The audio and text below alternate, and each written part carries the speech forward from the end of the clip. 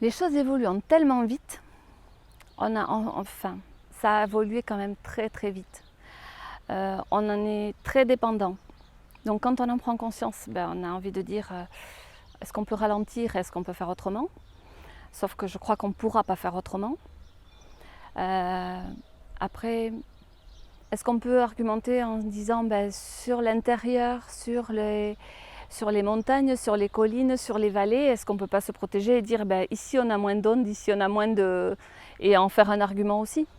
Ce que je regrette un peu, c'est que ça enlève ce contact, le contact même téléphone qu'on pouvait avoir jusque-là. C'est-à-dire le fax, on avait l'écriture, le téléphone, on avait la voix. On passe peut-être des fois à côté d'éléments qui sont un peu plus importants.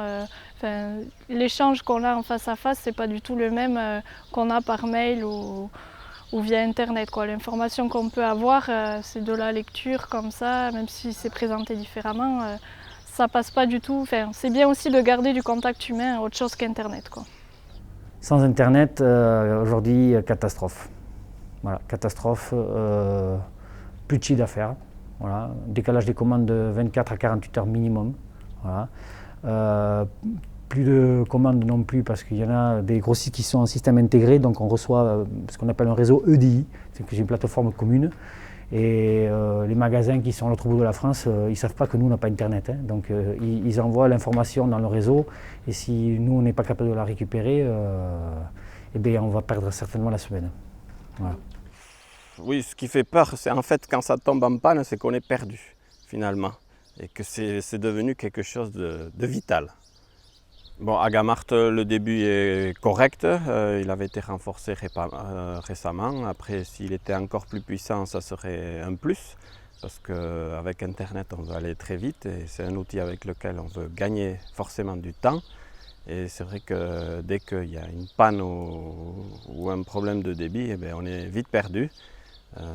Voilà, parce que en fait, quand il n'y a pas de débit, c'est un outil qui n'est pas opérationnel. Pour que l'outil soit bénéfique, il faut que la vitesse soit assurée. Sur la nouvelle zone ici, ça peut aller, à condition d'avoir un service informatique et des informaticiens qui soient très performants et qui soient sur la zone.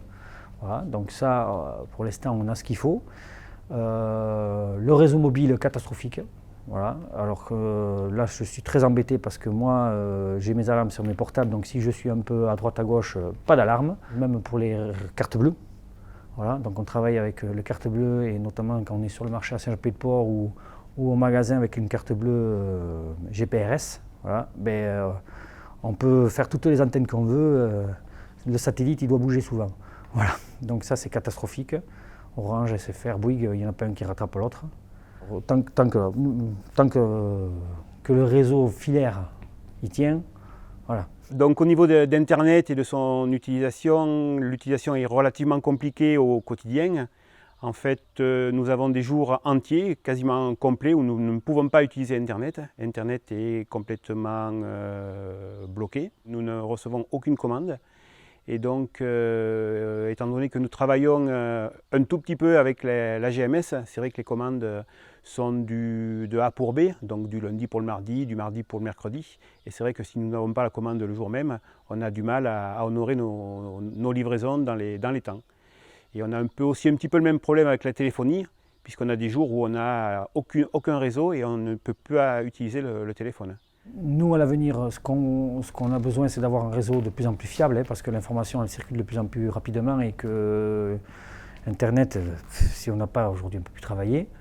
Ce qui nous fait peur, c'est ce qu'on voit aussi dans la téléphonie aujourd'hui, c'est que beaucoup d'offres, mais le service derrière, si on a un problème de réseau, il n'y a plus d'intervenants, c'est la ramasse, quoi. Donc c'est la peur de la panne. Voilà, c'est la peur de la panne. Parce qu'on sait que derrière, on n'est pas sûr d'être réparé et pas vite.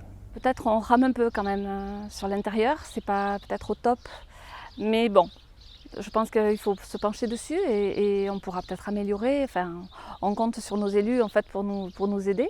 Mais nous, nos attentes, ce sont essentiellement que l'on puisse faire au moins le strict minimum, c'est-à-dire recevoir nos commandes, répondre aux clients et éventuellement, quand on fait des travaux, par exemple, c'est le cas actuellement, Donc de pouvoir envoyer, recevoir des pièces jointes de mail, c'est tout simple, ça paraît tout simple, mais il y a des jours où on ne peut pas le faire.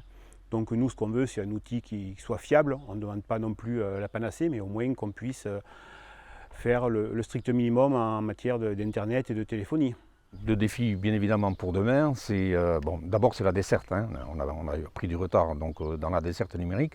Bon, mais je pense qu'avec les programmes qui arrivent et qui nous sont annoncés, je pense qu'on va arriver à être équipés suffisamment au niveau de notre territoire. Donc ça veut dire que ça nous permettra à tous, et donc de franchir tous les paliers de l'évolution technologique, de se mettre à jour par rapport à l'ensemble des techniques nouvelles, que ce soit, demain ça sera la 5G, demain ça sera la réalité augmentée, donc il y a une mise à disposition finalement au niveau de l'ensemble du territoire de tous ces outils numériques, et c'est ça qui va nous permettre de travailler. Et toujours plus de puissance parce que c'est sûr qu'on veut passer des fichiers de plus en plus gros et on veut que ça soit de plus en plus instantané, quoi. Dès qu'on clique, il faut que la connexion soit là ou que le fichier soit parti. Et quand il y a un dysfonctionnement, c'est sûr que c'est une perte de temps qu'on n'accepte plus, quoi.